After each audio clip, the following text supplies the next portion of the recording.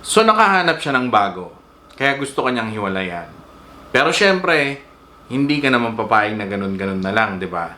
Gusto mo, bumalik siya sa'yo or magsisi siya sa ginawa niya at maisip niya na mali siya. Pues, ito ang dapat mong gawin. At magtiwala ka lang sa akin dahil pag nagawa mo ito ng tama, sigurado mababalitaan mo na lang wala na sila ng bago niya. At mapapansin mo, magpaparamdam na siya ulit sa'yo. Kaya kung interesado ka, dyan ka lang dahil uumpisahan na natin yan pagkatapos ng intro.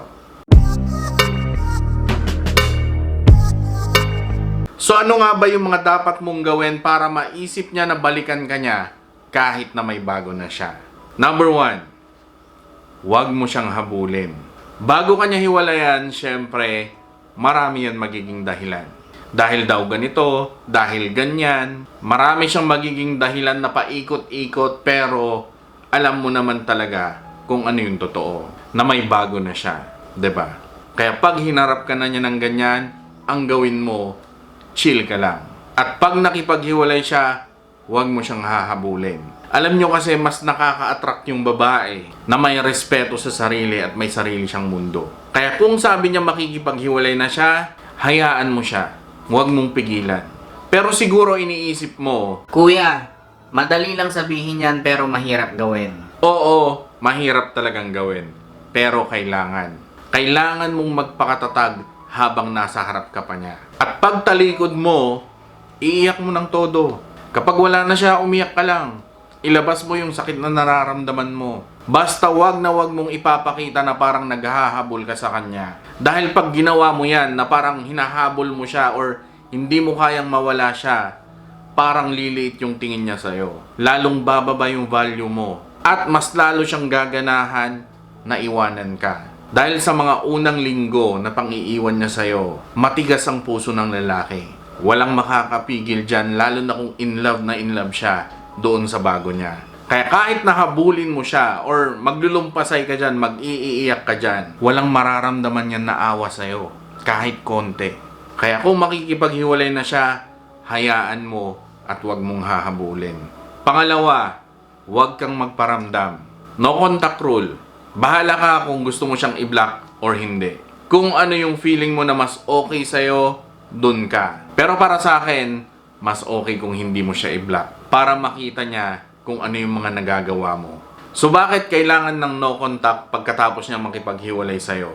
Alam nyo kasi, karamihan sa mga lalaki, pagkalipas ng ilang linggo, pagkatapos nung 1 week na parang in love siya, pagka umabot na yan ng 2 linggo, 3 linggo, or 1 buwan, medyo kakalma na yung nararamdaman niya dun sa bago niya.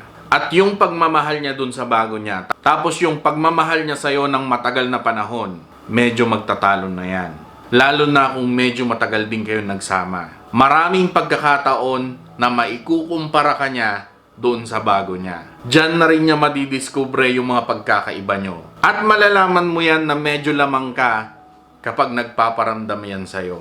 Yung makalipas yung ilang linggo or buwan ng hiwalayan nyo, bigla-bigla na lang magte-text sa'yo yung lalaki ng kamusta. Or, like siya ng like sa mga pinopost mo sa social media. Or, nagko-comment siya sa mga sinishare mo. Mapapansin mo lahat ng yan.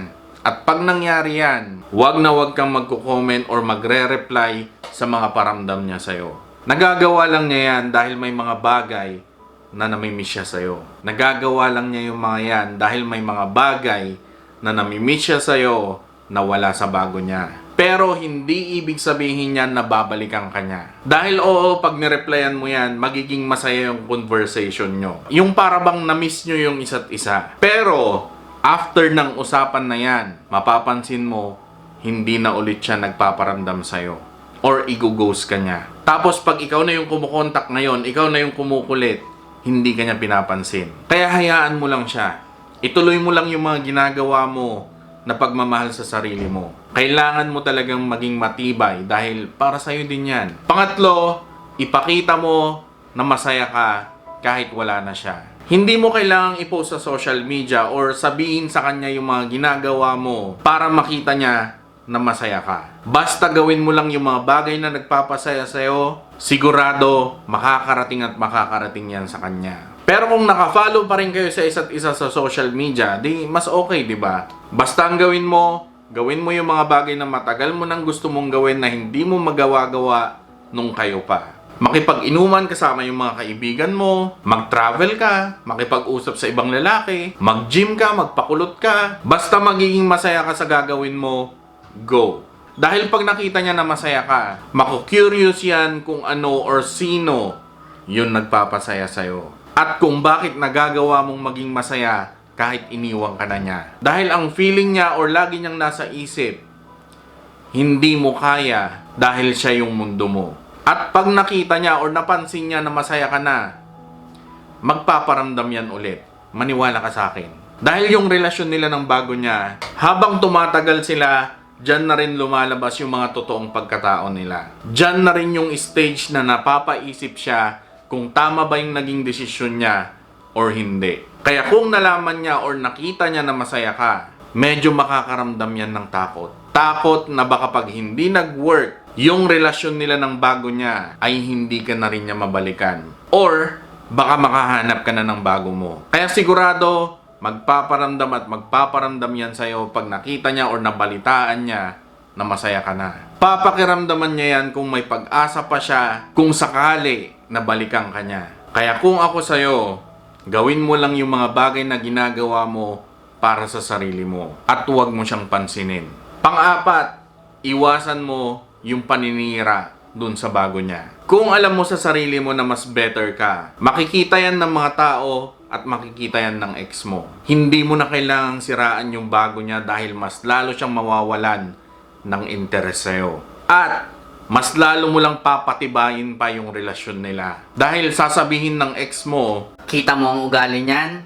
Yan yung dahilan kaya ako siya iniwan. at syempre yung pinalit niya sa'yo, magbabait-baitan na yan. Para ikaw lang yung magmukhang masama sa mata ng mga tao at sa mata ng ex mo. Kaya hayaan mo lang siya. Huwag mo siyang siraan. Basta alam mo sa sarili mo na mas better ka, mga tao na mismo ang makakakita niyan. Hindi mo na kailangan mag-explain. Panglima, nasa iyo ang desisyon.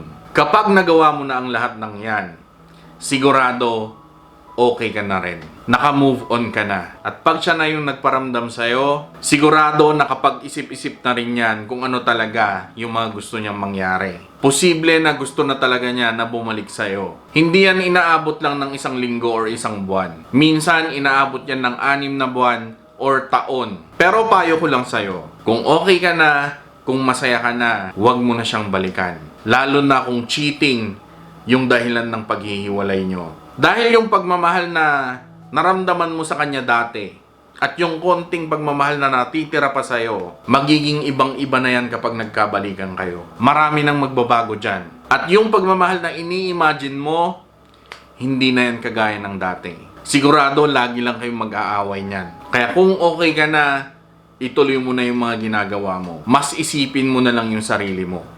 Mas mahalin mo yung sarili mo ngayon. Dahil balang araw sigurado ibibigay din sa'yo ni Lord yung taong makakasama mo sa pagtanda mo. Kaya sana makatulong sa inyo yung video natin ngayon and maraming salamat sa panonood.